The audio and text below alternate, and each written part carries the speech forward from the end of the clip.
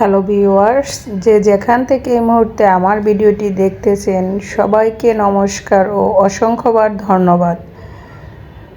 আমি চুলায় কড়াইটা বসিয়ে নিয়ে তেজপাতা, গোটা শুকনা মরিচ আর গোটা পাঁচফোড়ন দিয়ে দিলাম।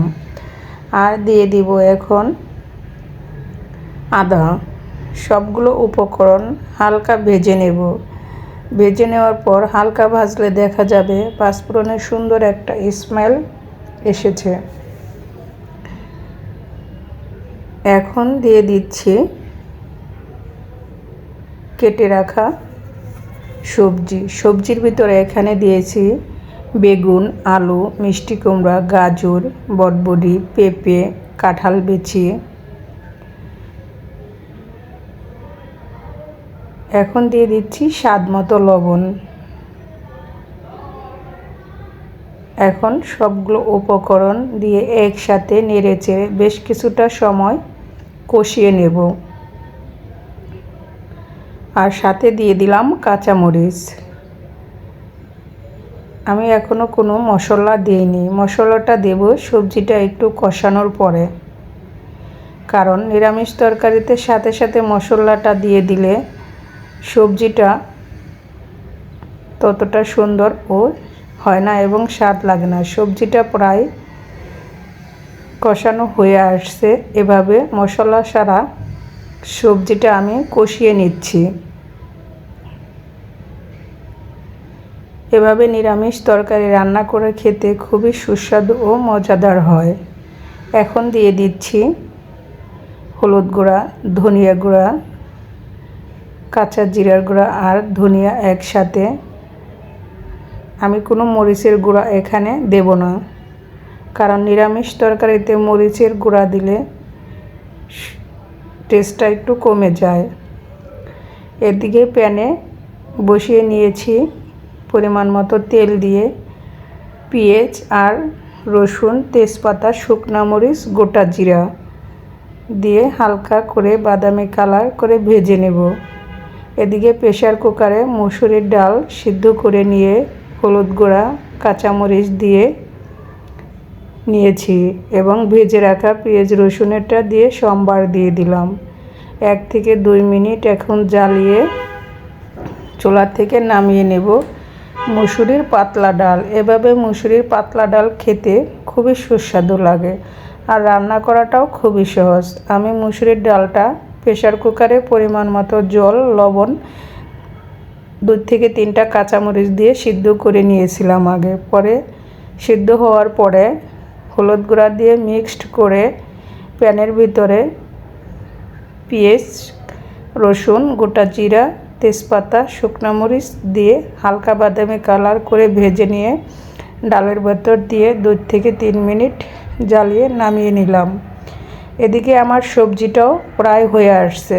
দেখতেই পাচ্ছেন বন্ধুরা, সবজিটার কালার কত সুন্দর হয়েছে। এই সবজিটা আপনি রুটি, পরোটা, ভাতের সাথে, খিচুড়ির সাথে, পোলাওর সাথেও খাওয়া যাবে। এই সবজিটা খেতে খুবই সুস্বাদু হয় এবং সব কিছুর সাথে খাওয়া যায়।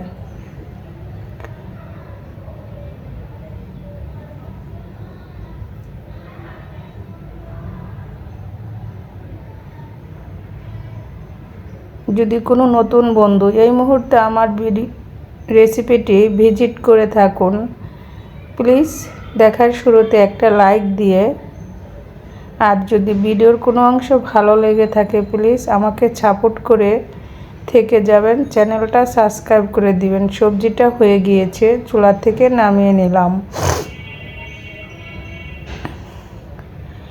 এখন কড়াইতে আবার তেল দিয়ে কড়াইটা গরম হওয়ার পর তেলটা দিয়ে নিলাম। দিয়ে দিচ্ছি গোটা কালো জিরা আর দিয়ে দিচ্ছি কাঁচামরিচ, রসুন, পেঁয়াজ কুচি দিয়ে হালকা বাদামি কালার করে ভেজে নেব। ওদিকে পুঁইশাক কেটে ধুয়ে জলটা ঝরিয়ে নিয়েছি। আজ কোনো মাছ মাংস খাবো না, শুধু নিরামিষ রান্না করলাম, তাই আপনাদের সাথেও শেয়ার করলাম।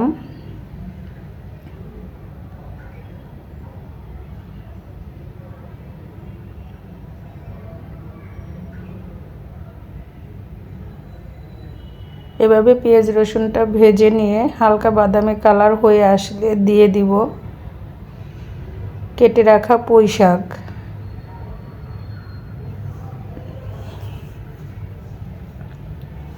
এভাবে পুঁই শাক রান্নাটা করলে খুবই মজা লাগে, খেতেও খুব সুস্বাদু। স্বাদ মতো লবণ দিয়ে নেড়ে চেড়ে মিক্সড করে দিব এবং ঢাকনা দিয়ে 2 থেকে 3 মিনিট রান্না করে নেব।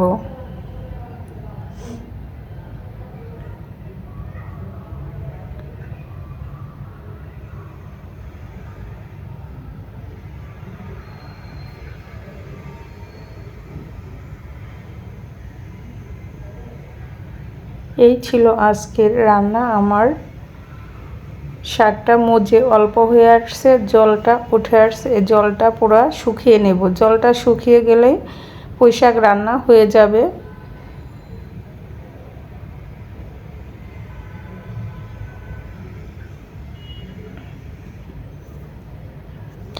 দেখতে পাচ্ছেন বন্ধুরা, কালার কত সুন্দর হয়েছে পুঁই শাকের।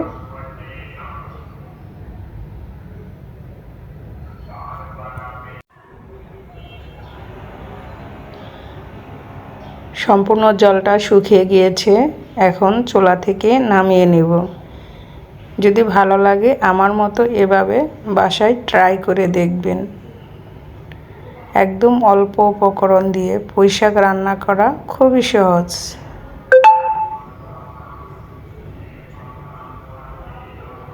পুঁই শাক রান্না করা রেডি। এখন চুলা থেকে নামিয়ে নিচ্ছি।